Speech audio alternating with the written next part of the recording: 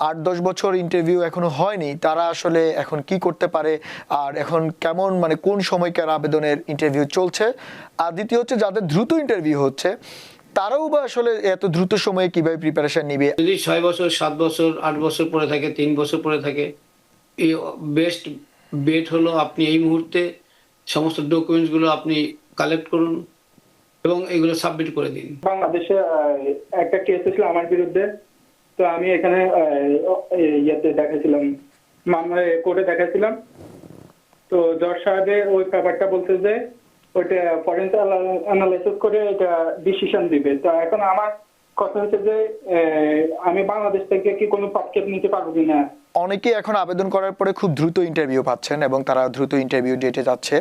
আবার দেখা গেলো অনেকে আবেদন করেছেন প্রায় ৮ বছর ১০ বছর হয়ে গেল কিন্তু কোনো ইন্টারভিউর খবর নেই। তো প্রশ্ন হচ্ছে দুটো ক্ষেত্রেই, যাদের ৮-১০ বছর ইন্টারভিউ এখনো হয়নি তারা আসলে এখন কি করতে পারে, আর এখন কেমন মানে কোন সময়কার আবেদনের ইন্টারভিউ চলছে। আর দ্বিতীয় হচ্ছে যাদের দ্রুত ইন্টারভিউ হচ্ছে তারাও বা আসলে এত দ্রুত সময়ে কিভাবে প্রিপারেশন নিবে, আর এটা আসলে কিসের ইঙ্গিত করছে। ধন্যবাদ। আপনি আমাদের যে যে এই মুহূর্তে যে অবস্থা চলছে ইমিগ্রেশন কোর্ট, অ্যাসাইলাম অফিসগুলো, তার একটা বর্ণনা অলরেডি পেয়ে গেছেন আপনারা সবাই। অ্যাসাইলাম অফিসে যারা এখন অ্যাপ্লিকেশন করছেন তারা অবশ্যই মোটামুটি প্রস্তুতি নিয়েই করবেন, সাধারণভাবেই আমি যা বলেছিলাম। কারণ আপনি যখনই অ্যাপ্লিকেশন করবেন 30 দিন থেকে 90 দিনের মধ্যে আপনার কেসের জন্য ডেট পড়ে যাবে। যদি ডেট পড়ে যায় আপনি তখন বলতে পারবেন না যে আমি প্রস্তুত নেই। বলতে পারলে আপনি যদি বলেনও, তবে যদি আপনাকে গ্রান্ট করে রিস্কেডিউল, তাও দেখবেন 2-3 সপ্তাহের মতো আপনি সময় পাবেন, 3 থেকে 4 সপ্তাহ নতুন করে। সুতরাং আপনাকে প্রস্তুত থাকতে হবে যে আপনার কেসটা খুব দ্রুত হচ্ছে। যাদের কেস অনেকদিন ধরে পড়ে আছে তারা অবশ্যই অনেকটা ঘুমিয়ে যাওয়ার মতোই, কারণ it is not moving at all. তো কেস মুভ না করলে যে অ্যাপ্লিক্যান্ট তারা মুভ করার কি থাকে আমি জানি।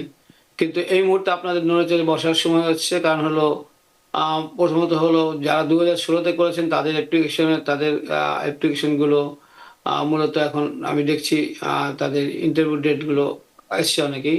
কিন্তু আবারও বলছি যে এই নতুন ডিসিশনের মাধ্যমে, নতুন ডিসিশন যেটা হয়েছে বিএএ, সেই ডিসিশন কিন্তু যদি প্রয়োগ করা হয় আপনাদের ক্ষেত্রে, যে আপনি 6 বছর আপনার কেস পড়ে আছে, আপনার ডকুমেন্টস কেন আনেননি। সুতরাং তারা দেখলো যে এই কেসটা যথেষ্ট শক্তিশালী না, প্রিটারমিট যদি করে দেয় then you are in trouble. তো যদি 6 বছর, 7 বছর, 8 বছর পরে থাকে, 3 বছর পরে থাকে, এই বেস্ট বেট হলো আপনি এই মুহূর্তে সমস্ত ডকুমেন্টসগুলো আপনি কালেক্ট করুন এবং এগুলো সাবমিট করে দিন। তো অ্যাটলিস্ট যদি অ্যাসাইলাম অফিসার সে লুক করে বা এটা নিয়ে যদি দেখে, ভালো করে দেখে, তাহলে কিন্তু একটা তার প্রিটারমিট করার মতো কিন্তু অবস্থাটা হয়তো অনেকটাই থাকবে না। সুতরাং what you do, don't sleep anymore, just wake up, obtain all your documents, bring all documents and submit them. তারপরে আপনি অপেক্ষা করেন কি হয়। ধন্যবাদ দাদা, আপনি আসলে অনেক সুন্দর করে গুছিয়ে আমাদেরকে এগুলো বলছেন। আমাদের অনেক যারা এখানে দর্শকরা দেখছেন অনেকেই উপকৃত হবেন, বা এরপরে যারা ইউটিউবে বা ফেসবুকে এটা দেখবেন তারা আশা করি এখান থেকে প্রশ্নের উত্তরগুলো পাবেন। আমাদের আরো কিছু দর্শক রয়েছেন অনলাইনে, আমরা একটু তাদের প্রশ্ন নিয়ে আছি। দর্শক কে আছেন, আপনি নাম বলে আপনার প্রশ্নটি করুন। যে আমি কামরুল বলছিলাম। হ্যাঁ কামরুল ভাই বলুন। যে আমার হেয়ারিং হয়েছিল, তো আমার বাংলাদেশে একটা কেস ছিল আমার বিরুদ্ধে। তো আমি এখানে ইয়েতে দেখাছিলাম, মামলায় কোর্টে দেখাছিলাম। তো জজ সাহেবের ওই ব্যাপারটা বলতে যে ওইটা ফরেন্সিক অ্যানালাইসিস করে এটা ডিসিশন দিবে। তো এখন আমার কথা হচ্ছে যে আমি বাংলাদেশ থেকে কি কোনো পদক্ষেপ নিতে পারবো কিনা, বা কি কি পদক্ষেপ নিলে আমার এটা ধরেন যে প্রুভ হবে যে এটা জেনুইন কেস ছিল আমার বিরুদ্ধে। আপনার এটা কি মাস্টার হিয়ারিং না আপনার ফাইনাল হিয়ারিং হয়ে গেছে? ফাইনাল হিয়ারিং হয়ে গেছে। ওকে ধন্যবাদ। আমাদের অ্যাটর্নি মহোদয় আছেন। লাস্ট কথাটা কি বললেন, আপনি কি নিতে পারবেন কিনা, মানে আমি মানে ওনারা ফরেন্স অ্যানালাইসিস করব, তো এটা কি এখান থেকে করব না বাংলাদেশ থেকে করব? ওকে, ফরেনসিক অ্যানালাইসিস মানে হলো যে আপনি যেসব ডকুমেন্ট সাবমিট করেছেন সেই সব ডকুমেন্টগুলোকে পরীক্ষা নিরীক্ষা করা বিভিন্নভাবে, যে এটা আপনি কবে এনেছিলেন। ফরেনসিক মানেই হলো যে ঘটনার পরবর্তী সময় যেগুলোকে মানে বিভিন্নভাবে এটাকে প্রমাণ করার জন্য এটাকে করে থাকে।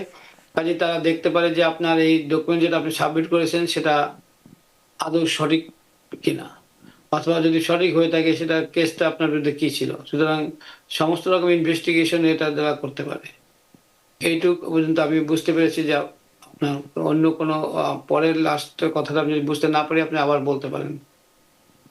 তা উনি আমাদের সঙ্গে এই মুহূর্তে নাই, উনি ডিসকানেক্ট হয়ে গিয়েছে। বাট আমার যেটা মনে হচ্ছে উনি জানতে চাইলেও যে এই ডকুমেন্টগুলো উনি আনতে পারবেন কিনা, এনে সাবমিট করবেন কিনা, এরকম কিছু। তো এটা কি সম্ভব কিনা ফাইনাল হিয়ারিং হয়ে যাওয়ার পরে? উনি যেটা যখন আপনার ফরেন্সিকের কথা এসছে তার মানে হচ্ছে উনি যে ডকুমেন্টগুলো অলরেডি সাবমিট করেছেন সেগুলোর ব্যাপারে সত্যাসত্য যাচাই করার জন্য, যেটাকে ফরেন্সিক ওয়েতে যেটাকে ইনভেস্টিগেট করা হয় এবং অ্যানালাইসিস করা হয়, সেটাই করা হচ্ছে। তো এনিথিং ক্যান হ্যাপেন, যেগুলো আমরা বললাম এতক্ষণ সেগুলো। ধন্যবাদ। নিউ ইয়র্ক থেকে সম্প্রচারিত TVN 24 টেলিভিশন, বিশ্বজুড়ে বাঙালির কণ্ঠস্বর।